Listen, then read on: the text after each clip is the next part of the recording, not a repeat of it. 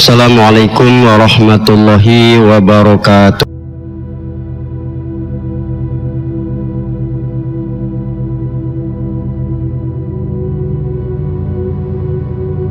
Baik, pada kesempatan kali ini ya, hari ini juga kita tahu hari yang ke-27 ya, peristiwa Mi'raj itu terjadi pada masa lalu terhadap Rasulullah, dan tentunya puncaknya itu adalah menerima perintah sholat ya 5 waktu sehari semalam, yang dalam riwayat 50 kali disuruh oleh Allah ya. Namun ketika turun di langit ke-6 jumpa dengan Nabi Musa mengatakan, ya umatmu itu tak akan sanggup.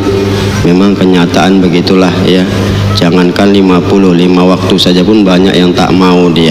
Nah, ini kan menunjukkan sama kita sholat bukan hal yang mudah, apalagi digambarkan lakabiratun, pekerjaan yang berat.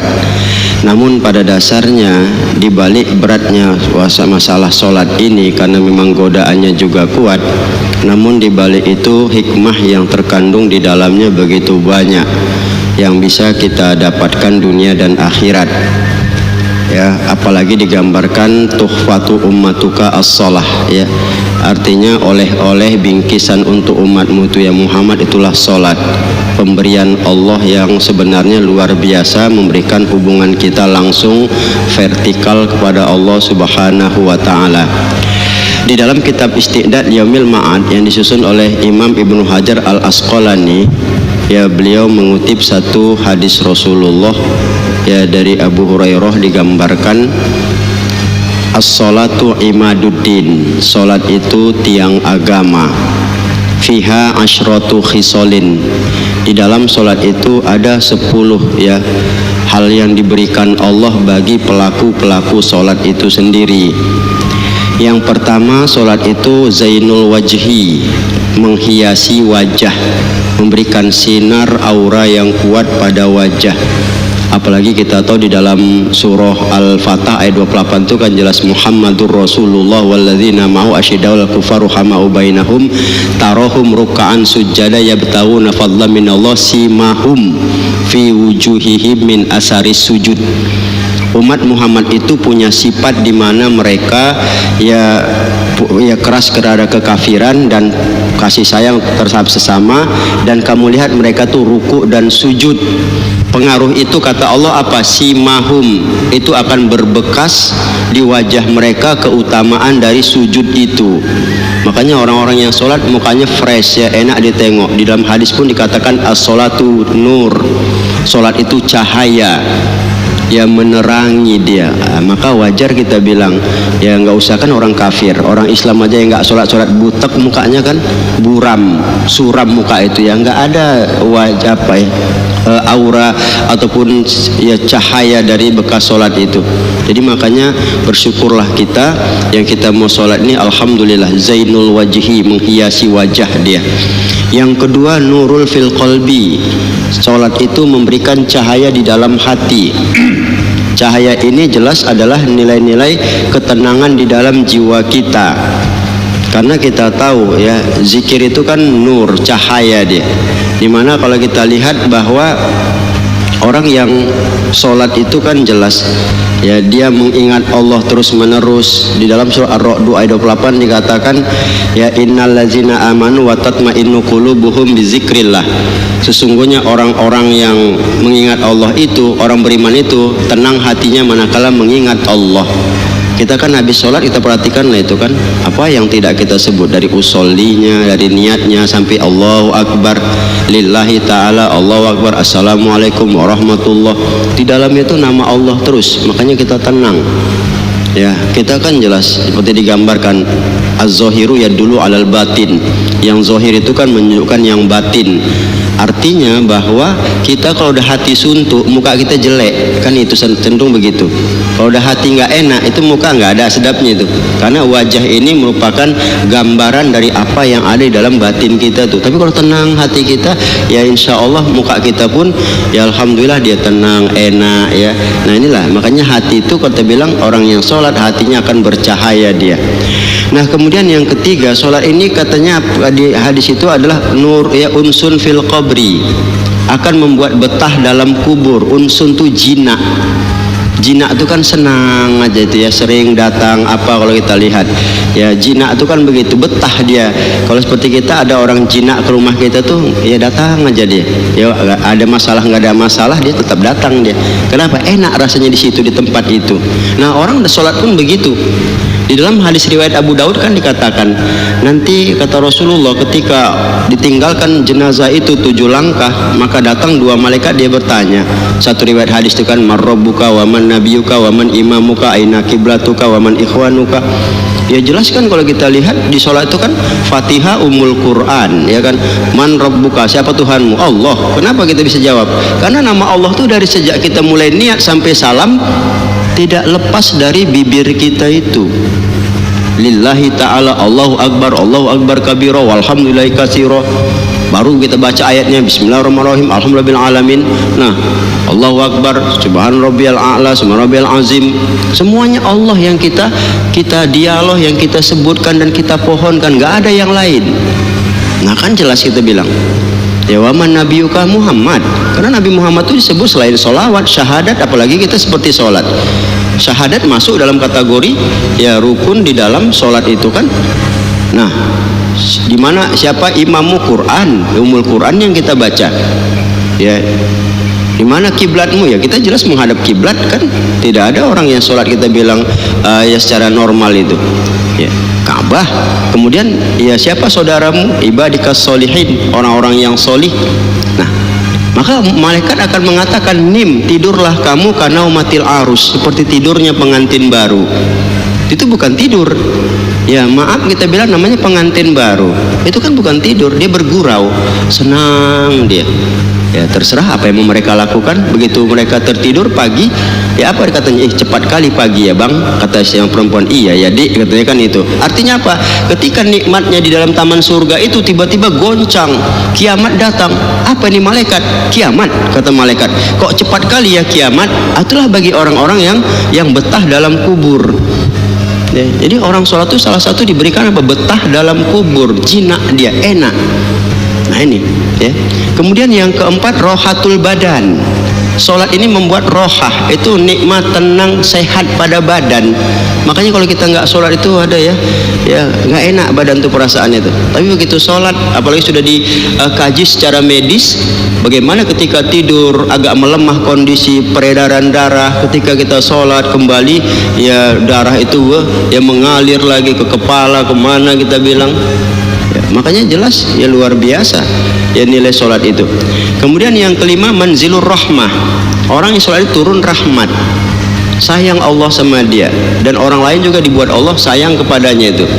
Nah kita kan ya nggak usah jauh kan ada tuh kalau kita lihat Allah tuh merahmati hambanya ya, salah satunya apa? Seperti digambarkan rezeki kan ada di dalam surah Toha itu pada ayat yang terakhir kan ya, wa'mur ahlaka bis-shalah wastabir 'alaiha la nas'aluka rizqa nahnu narzuquka wa iyyahum ya wal aqibatu littaqwa. Suruh keluargamu tuh sholat dan bersabar melaksanakannya. Kamu jangan minta rezeki sama akulah yang memberi rezeki kepadamu dan keluargamu itu. Salah satu sholat juga Bapak mendatangkan rahmat Allah melalui rezeki. Ya seperti kita gambarkan tadi, orang pun kadang senang nengok orang yang sholat. Ya seperti kita aja lah, anak kita pergi mana mau sholat, diambilin sarungnya, sayang kita sama dia. Itu kan menunjukkan satu gambaran. Apalagi sholat ini perintah Allah. Ya, jadi rahmat Allah tuh ya diturunkan bagi orang-orang yang salah satunya orang sholat itu yang kebesaran itu. Kemudian yang keenam, orang yang sholat ini miftahus sama, terbuka pintu langit. Dia membuka pintu langit. Apalagi kita tahu kan as-sholatu mi'rajul mu'min, sholat itu mi'rajnya orang beriman.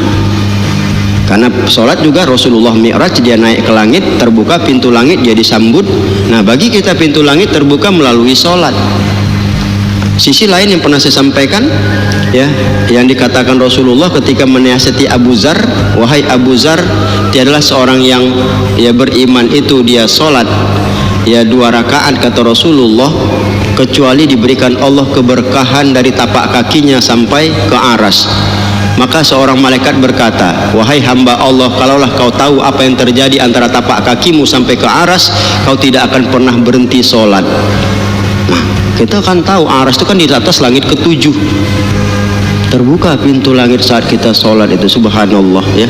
Ini satu hal yang sebetulnya ya kenikmatan juga yang bisa kita dapat ya. Nah kemudian yang ke-6 tadi, yang ke-6 ya. Yang ke-7 bahwa sholat ini sama kita adalah ya siklul mizan. Siklul mizan itu memberatkan timbangan. Orang sholat itu timbangannya berat. Salah satu di antaranya yang digambarkan itu adalah seperti tasbih.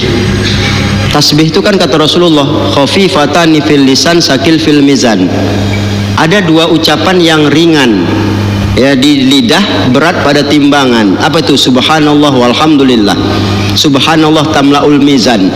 Orang mengatakan subhanallah saja itu sudah memberati timbangan. Tamlaul mizan. Ya. Kemudian apa lagi? Subhanallah walhamdulillah tamlau ma baina samai wal ard. Orang bacakan subhanallah walhamdulillah itu memenuhi langit dan bumi. Nah, begitulah besarnya nilai sholat itu. Makanya kita tidak usah heran ya orang yang sholat itu, apalagi seperti kita ruku, subhana rabbiyal azimi wa bihamdi, subhana rabbiyal a'la wa bihamdi. Ya, atau seperti Allahu akbar kabira walhamdulillah katsira wa subhanallahi bukratan wa asila. Itu juga jelas ada tasbihnya, ada tahmidnya. Ya, ada takbirnya lagi. Ya.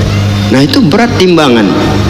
Makanya ya orang-orang yang sholat itu begitu indah sebenarnya apa yang dia dapat dan dia terima. Nah selanjutnya ya orang yang sholat ini mardhatu rabbi. Yang ke-8 mardhatu rabbi. Allah ridho, senang Allah sama dia.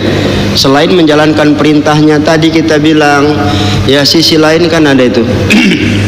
Ya kalau kita lihat ya di dalam surah Al-Qari'ah itu kan ada fa amma man sakulat mawazinuh wa huwa fi 'ishatir radiyah. Siapa yang berat timbangan kebaikannya maka dia hidup dalam keridhaan Allah. Di salat saja timbangan kita sudah berat. Wajar kalau Allah ridho kepada kita, Allah senang. Ya, ini kan kaitannya kan jelas dia.